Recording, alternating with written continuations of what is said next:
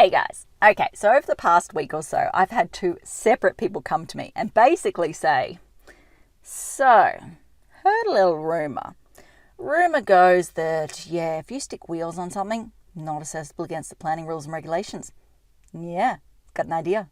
So my idea, I've got a small lot. I'm going to whack a structure at the back there. I'm just going to whack some little temporary wheels on it, maybe some kids' bike wheels or some tyre or something like that. Then it's not going to be accessible against the planning scheme. It means the neighbours and council, they ain't got no say over it. Then once it's built, I'm going to rent it out separately to a total separate household. I can see the money now. I'm making it rain.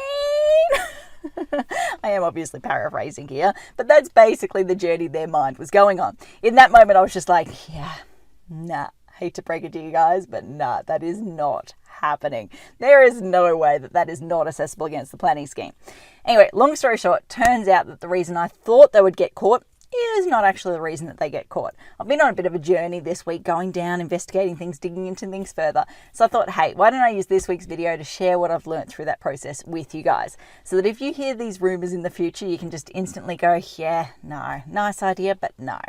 So yeah, what I originally thought was, when you go to the prescribed accepted development section within the planning scheme, aka the exemptions, there is a clause in there that basically says where it's a temporary structure that is used for up to a maximum of 2 years, where directly associated with an MCU or a building work, aka associated with a new house or a house reno or something like that, then yes, sure, that is exempt. You don't need to assess that against the small lot rules or that whatever rules are in play or apply at that point in time. Thing is, I'm assuming you guys ain't planning to do no house renovation or new house at the same time that you can kind of link it in with. And I'm assuming if you're going to go and pump all of that money into it, you're not planning to just use it for 2 years. You kind of want to use it for a little bit longer. So that's why I thought, or how I thought people would get caught out. Anyway, like I said, being on a journey, what it turns out is that these things, if they have wheels on it, and they do need to be functioning wheels, use common sense, apply the pub test here. So yeah, where they have wheels on them, they are technically defined as a vehicle. A vehicle is not a structure does not need building approval, and you go down that journey, it therefore does not require town planning approval. But here is the kicker. A vehicle is not intended for long-term occupation. So yeah, long-term occupation, no real definition, but again, apply common sense, pub test. I personally would be saying if you're planning to stay in it for more than 2 months, it's long-term occupation and therefore it doesn't qualify as a vehicle. It kind of falls into this weird undefined use kind of space, and you do not want to be classed as an undefined use because you instantly trigger impact assessment the minute you fall into that category. No one wants impact assessment, like advertising, costs, submissions, all of that extra BS. Nah, ain't nobody got time for that.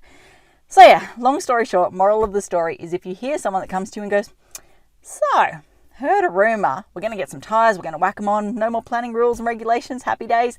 Yeah, doesn't quite work with that all that way, guys. Unfortunately, the habitation period does stop you from being able to go down that wonderful journey. I mean, props, creative thinking, loved the idea for a split second. Yeah, not going to work in reality. Okay, I think that covers off everything I want to talk about today. As I always say, until next time, thanks for watching. For all you red tape lovers out there, I have one thing to say. Well, no, actually, I've got three. Number one, the advice provided in these videos is general in nature. It's not site-specific. You would be a silly Billy to go and make financial decisions based on this advice without first checking with the town planner. Don't be a silly Billy. Number two, Brisbane town planning is in no way linked to Brisbane City Council. The views expressed in these videos are my own, not council's. So if you don't like them, blame me, not council. Number three, what was my number three? Oh yeah, the views expressed in these videos are accurate at the time of recording. If you're watching this video back 10 years from now, the views may not be so accurate. That's all.